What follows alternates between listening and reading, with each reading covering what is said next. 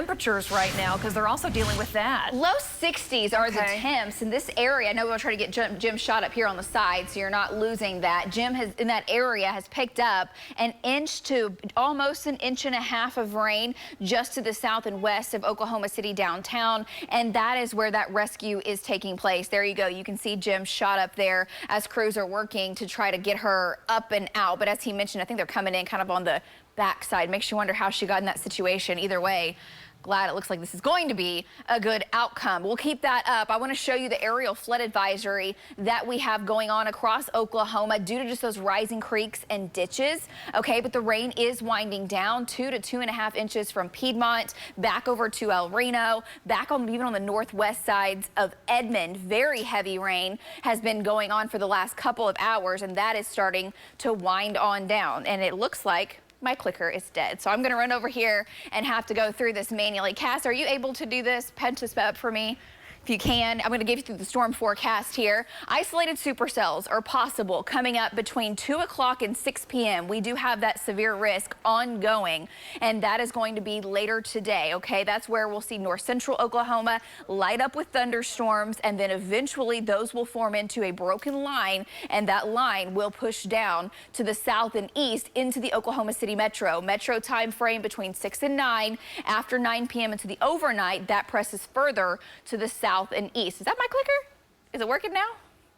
I just pressed it. Okay, thank you. There she goes. Okay, so the heavy rain and thunderstorms now. This is where it's raining heavily from Chandler to Meeker to McLeod to Choctaw to Tinker, back down to Moore and Norman, all the way back down to Amber, but winding down in downtown Oklahoma City and points to the west. So we're not going to have a major flooding event out of this because everything is getting that quick push off towards the east. Could still some pea-sized hail down in Norman, up to Tinker, back over to McLeod and Stella, up to the north, drying out now in Edmond. Still a few spotty showers up to the north, but nothing crazy. Further to the south, you can see moderate to heavy rain from Chickasha, Dibble, back over to Blanchard, and a few showers ongoing back over near Seminole. Some thunderstorm activity there.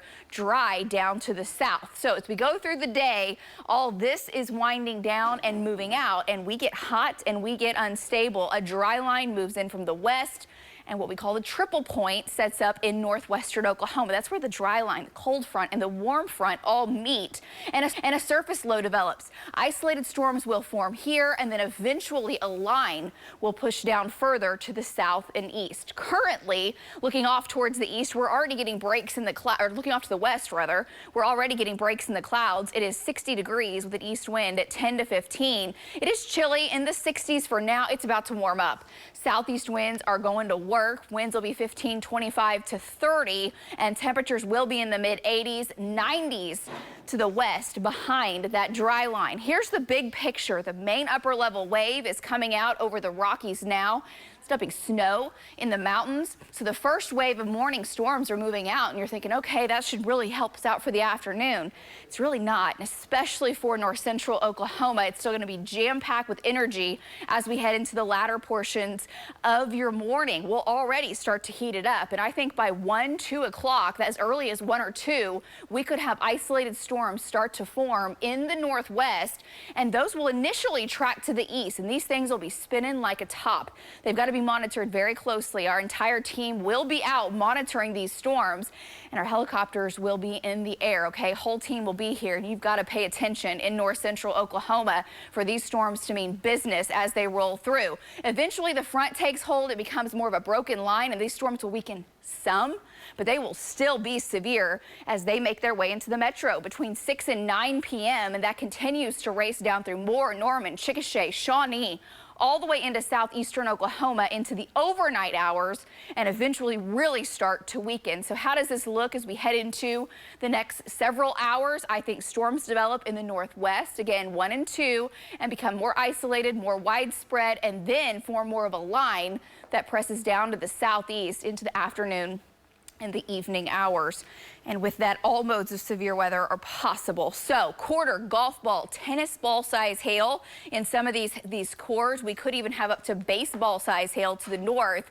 Winds, yes, these storms will mean business, especially once they form a line.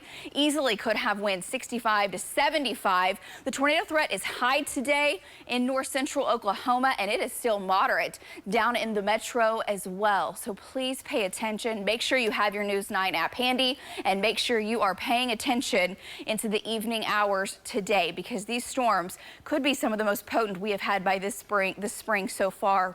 By far. 80s today, another round of severe weather heading into your Wednesday and Wednesday night. And then we're back to the 90s into the start of next week. More storm chances.